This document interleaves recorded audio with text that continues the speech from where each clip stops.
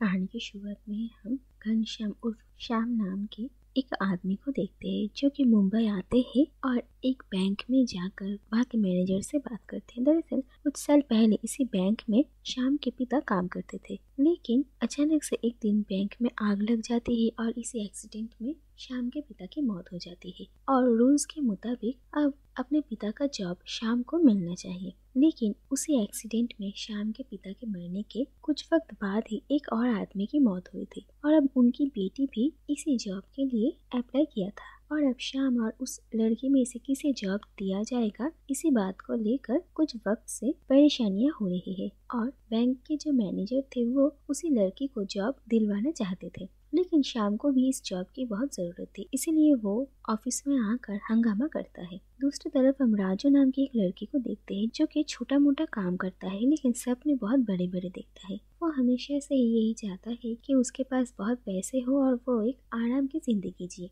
और वो शॉर्टकट में पैसा कमाना चाहता है। इसके बाद हम देखते हैं कि श्याम और राजू की मार्केट में मुलाकात होती और राजू श्याम से टकराता है। और इसके बाद ही श्याम को लगता है कि शायद राजू ने उसका वॉलेट चोरी किया है, और वो राजू को एक चोर समझकर उसके पीछे पीछे भागता है और राजू का वॉलेट ले लेता है। लेकिन इसके बाद ही श्याम को ये पता चलता है कि उसका वॉलेट तो उसके पास ही है और उसने राजू को गलत समझा। लेकिन इसके बाद अब राजू श्याम को चोर समझता है और अब वो उसे पकड़ने की कोशिश करता है, लेकिन किसी तरीके से श्याम राजू के हाथ से बच जाता है। इसके बाद श्याम बाबूराव गणपतराव आप्टे नाम के एक आदमी के घर जाते हैं जो कि गैरेज का ओनर था, लेकिन उसके पिता की शराब की नशे की वजह से वो काफी कर्जे में डूबे हुए थे और अब बाबूराव को अपने पिता के सारे कर्जा चुकाना पड़ेगा। और श्याम बाबूराव के ही घर के एक कमरा किराए पे लेता है। इसके बाद हम देखते हैं कि राजू भी उसी घर में आता है और ये पता चलता है कि राजू भी बाबूराव के घर में ही किराएदार है, लेकिन पिछले 2 साल से उसने किराया नहीं दिया। और श्याम को इसी घर में देखकर राजू बहुत गुस्सा करता है और वो श्याम का इस घर में रहना मुश्किल कर देता है, और इसी चीज को लेकर हर दिन उन लोगों में छोटा मोटा झगड़ा होता रहता था और बाबू भैया को इसे संभालने के लिए बीच में आना पड़ता था। लेकिन इसके बाद हम देखते हैं कि अनुराधा नाम की एक लड़की श्याम से मिलने के लिए बाबूराव के घर आती है और ये पता चलता है कि अनुराधा ही वो लड़की है जिसने के बैंक में उसे जॉब के लिए अप्लाई किया था, जो जॉब श्याम करना चाहता है। और अनुराधा श्याम को एनओसी लेटर पे साइन करवाना चाहती थी, जिससे कि उस लेटर को वो बैंक मैनेजर के पास सबमिट कर सके और उसे ये जॉब मिले। लेकिन श्याम किसी एनओसी लेटर पे साइन करने के लिए मना कर देता है और वो कहता है कि उसे भी ये जॉब चाहिए और वो इस जॉब का सही हकदार है। और इस बात को लेकर श्याम और अनुराधा में बहस हो जाती है। दूसरी तरफ हम देखते हैं कि राजू दूर से ही उन लोगों की बातें सुनता है और इसके बाद मौका देकर राजू जाकर अनुराधा से मिलता है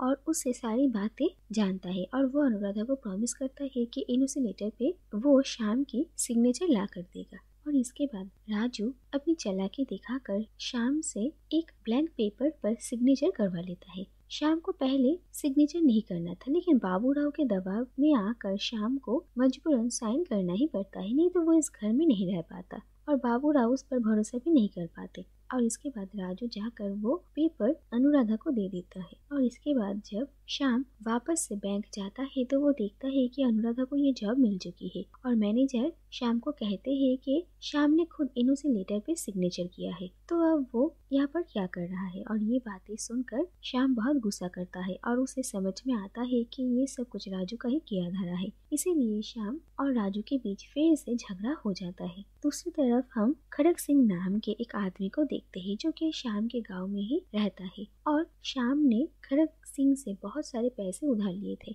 और अब खड़क सिंह की बहन की शादी थी, इसीलिए वो श्याम से वही पैसे मांगने के लिए आया था। और बाबूराव के घर में आकर खड़क सिंह के साथ श्याम की मुलाकात होती है और वो श्याम को पहले तो धमकाता है और बाद में रिक्वेस्ट करता है कि वो उसके सारे पैसे लौटा दे, लेकिन श्याम के पास कोई पैसे नहीं थे और वो काम ढूंढने के लिए ही मुंबई आया था। इसके बाद बाबूराव खड़क सिंह को समझाते हैं कि श्याम के पास पैसे होते ही वो उसे लौटा देंगे और फिलहाल के लिए खड़क सिंह वहाँ से चले जाते हैं। और हम देखते हैं कि श्याम अनुराधा से वो जॉब किसी भी हालत में लेना चाहता था, लेकिन इसके बाद एक दिन अनुराधा श्याम को अपने घर लेकर जाती है और श्याम देखता है कि अनुराधा के घर की हालत बहुत खराब है और अनुराधा की माँ की दिमागी हालत भी ठीक नहीं है और अनुराधा को इस जॉब की बहुत जरूरत थी। इसीलिए श्याम उस बैंक की नौकरी की भरोसा छोड़ देता है और हम देखते हैं कि श्याम और अनुराधा धीरे धीरे एक दूसरे से प्यार करने लगते हैं। दूसरी तरफ एक दिन श्याम देखता है कि राजू अपने माँ को लेकर एक कंस्ट्रक्शन साइट पे आया है और वो अपनी माँ को कहता है कि वो एक इंजीनियर है और वो ये सारी बिल्डिंग्स बना रहा है और ये सारी बातें देखकर श्याम बहुत हैरान होता है। इसके बाद वो राजू की माँ के सामने आता है और राजू काफी डर जाता है, लेकिन श्याम राजू की माँ के सामने राजू की कोई भी असलियत नहीं बताता। इसके बाद राजू श्याम को कहता है कि वो सिर्फ अपनी माँ को खुश देखना चाहता है। वो अपनी जिंदगी में बहुत कुछ अचीव करना चाहता तो था, लेकिन कुछ नहीं कर पाया, लेकिन वो ये बात अपनी माँ को नहीं बता सकता और श्याम राजू की बात समझता है। इसके बाद हम देखते हैं कि बाबूराव, श्याम और राजू अपनी अपनी जिंदगी की दुखों की बात करते हैं और वो लोग ये सोचते हैं कि उन लोगों की किस्मत कितनी बुरी है। दूसरी तरफ हम ये भी देखते हैं कि बाबूराव के स्टार गैरेज के टेलीफोन में हमेशा रॉन्ग नंबर से कॉल्स आते थे। दरअसल टेलीफोन डायरेक्टरी में स्टार गैरेज का नंबर देवी प्रसाद के फिश कंपनी के नाम से है और देवी प्रसाद के फिश कंपनी का फोन नंबर स्टार गैरेज के टेलीफोन नंबर से है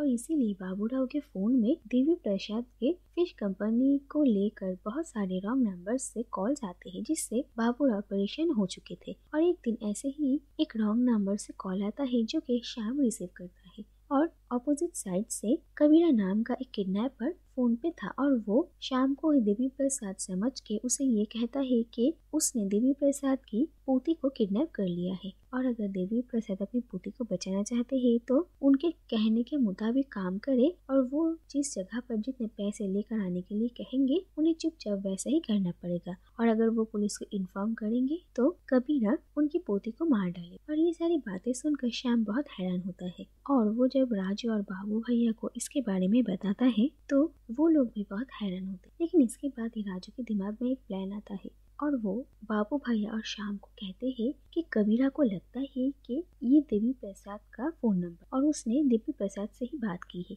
लेकिन कबीरा और देवी प्रसाद किसी को भी असलियत नहीं पता है। तो क्यों ना जैसे कबीरा ने श्याम को देवी प्रसाद समझकर उनसे पैसे मांगे हैं, वैसे ही वो लोग किडनैपर्स बनकर देवी प्रसाद से पैसे मांगेंगे और उसमें से ही आधा हिस्सा वो लोग कबीरा को दे देंगे और आधा वो लोग रख लेंगे, जिससे कि उनकी भी फाइनेंशियल प्रॉब्लम्स सॉल्व हो जाएंगे। पहले तो श्याम और बाबूराव ऐसा करने के लिए मना कर देते हैं, लेकिन उन सब की ही अपनी अपनी मजबूरियां थी, इसीलिए फाइनली वो सब ऐसा करने के लिए तैयार होते हैं और फिर टेलीफोन डायरेक्टरी से वो लोग स्टार फिश के नाम से रजिस्टर्ड नंबर पर कॉल करते हैं और देवी प्रसाद कॉल रिसीव करते हैं और इसके बाद वो लोग किडनैपर बन के कबीरा ने उन लोगों से जितने पैसे मांगे थे उससे डबल पैसे देवी प्रसाद से मांगते हैं और वो लोग भी यही कहते हैं कि अगर देवी प्रसाद ने पुलिस को इन्फॉर्म करने की कोशिश किया तो वो लोग उनकी पोती को मार डालेंगे। और ये सारी बातें सुनकर देवी प्रसाद बहुत ही ज्यादा डर जाते हैं। इसके बाद हम देखते हैं कि कबीरा वापस से कॉल करता है और पैसे लेकर एक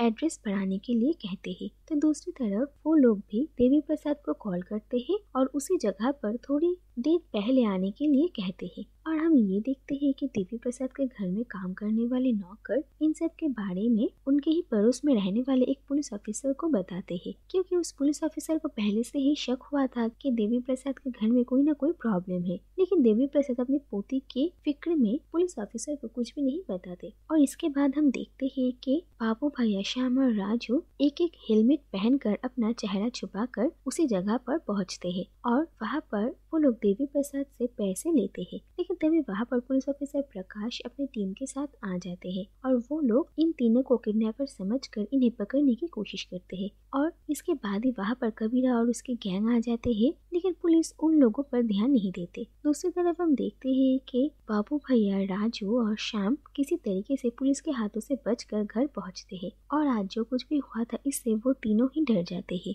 और श्याम ये सब कुछ वापस करने के लिए मना कर देता है। लेकिन राजू श्याम और बाबू भैया को समझाने की कोशिश करते हैं और इसी दौरान श्याम और राजू में झगड़ा और मारपीट भी होती है। लेकिन बाबू भैया फिर से उन लोगों के बीच आते हैं और उन लोगों को रोकते हैं और वो एक आखिरी बार रिस्क लेने के लिए तैयार होते हैं। इसके बाद देखा जाता है कि कबीरा फिर से कॉल करता है और श्याम फोन रिसीव करता है और कबीरा सोचता है कि देवी प्रसाद ने चालाकी दिखाकर पुलिस को इन्फॉर्म किया था और अब इसी बात की भरपाई करने के लिए वो दुगने पैसों की डिमांड करता है। और इसके बाद श्याम और राजू भी वापस से देवी प्रसाद को कॉल करते हैं और अब वो लोग कबीरा के अमाउंट से भी दुगना अमाउंट देवी प्रसाद से डिमांड करते हैं और देवी प्रसाद वो पैसा भी देने के लिए तैयार होते हैं। इसके बाद हम देखते हैं कि एक और बार वो लोग भेष बदल कर कबीरा के ही बताई हुए जगह पर पहुंचते हैं और वहां से वो लोग देवी प्रसाद से पैसे लेते हैं। लेकिन देवी प्रसाद इस बार हिचकिचाते हैं और उन्हें डर था कि उनकी पोती को कुछ हो न जाए और देवी प्रसाद का भरोसा जीतने के लिए बाबू राव, श्याम और राजू अपना चेहरा उन्हें दिखाते हैं और वो लोग देवी प्रसाद को प्रॉमिस करते हैं कि वो लोग उनकी पोती को कुछ भी नहीं होने देंगे। और इसके बाद पैसे लेकर वो लोग कबीरा के पास पहुंचते हैं और कबीरा और उसके गैंग के साथ देवी प्रसाद की पोती रिंकू भी थे। लेकिन इसके बाद ही हम देखते हैं कि उसी जगह पर पुलिस ऑफिसर प्रकाश अपनी टीम के साथ वापस पहुंचते हैं और साथ ही में इस बार खड़क सिंह अपने गांव के कुछ लोगों के साथ शाम को ढूंढते हुए इस जगह पर पहुंचते हैं और यहाँ पर बहुत क्योस होता है। और इसके बाद ये देखा जाता है कि राजू के पास कबीरा को देने का पैसा और उनके पास रखने का पैसा दोनों ब्रीफकेस से आ जाते हैं। और दूसरी तरफ हम देखते हैं कि श्याम और बाबूराव रिंकू को कबीरा के गैंग के हाथों से छुड़ाकर और उसे सही सलामत देवी प्रसाद तक पहुंचा देते हैं और इसके बाद वो लोग घर आते हैं। लेकिन घर वापस आने के बाद वो लोग देखते हैं कि राजू अब तक घर नहीं पहुंचा और बहुत देर इंतजार करने के बाद जब राजू वापस नहीं आता तो श्याम और बाबू भैया को लगता है कि शायद राजू ने उन्हें धोखा दे दिया और वो खुद सारे पैसे लेकर कहीं भाग गया। और ये सोचकर उन लोगों को बहुत गुस्सा आता है और वो दोनों तय करते हैं कि अगर उन्हें पैसे नहीं मिल सकता तो वो लोग राजू को भी ये पैसा हड़पने नहीं देंगे। इसीलिए वो लोग पुलिस को इन्फॉर्म करते हैं और उन लोगों ने जो कुछ भी किया इसके बारे में पुलिस को सारी बातें बताते हैं और राजू के बारे में भी वो लोग कहते हैं और वो लोग कहते हैं कि राजू फिलहाल फरार है। और इसके बाद वो लोग पुलिस के आने का इंतजार करने लगते हैं। लेकिन फिर ये दिखाया जाता है कि राजू पैसों के साथ घर वापस आ गया। दरअसल वहाँ पर जो कुछ भी हुआ था उसके बाद पुलिस कबीरा के गैंग को अरेस्ट कर लेती है और राजू खड़क सिंह को उसके जितने भी सारे पैसे थे वो लौटा कर उसे और उसके गांव वालों को वापसी की ट्रेन तक पहुंचा देता है। और इसके बाद राजू अपने माँ को वृद्धाश्रम से लेने के लिए गया था और अब सब कुछ ठीक हो गया है और वो काफी खुश था। और राजू के मुंह से ये सारी बातें सुनकर श्याम और बाबू भैया काफी हैरान होते हैं और वो लोग राजू को पुलिस के बारे में सब कुछ कहते हैं। जो बात सुनकर राजू काफी दुखी होता है और इसके बाद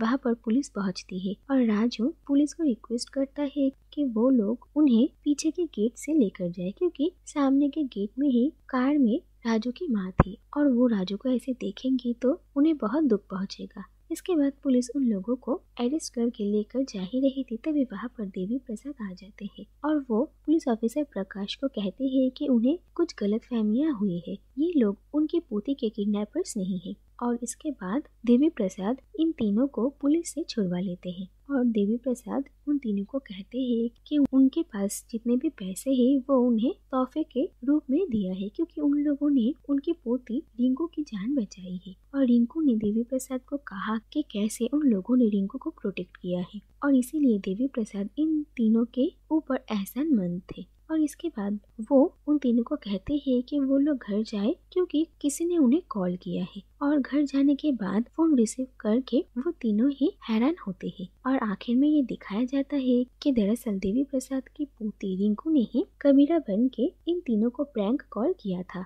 और आखिर में दिखाया जाता है कि बाबू भैया, श्याम और राजू की जिंदगी में जितने भी सारे प्रॉब्लम्स थे वो ठीक हो जाते हैं और अब उन लोगों के पास बहुत पैसे थे जैसा कि उन लोगों ने सपना देखा था। और इसी के साथ ये कहानी यहीं पर ही खत्म हो जाती है।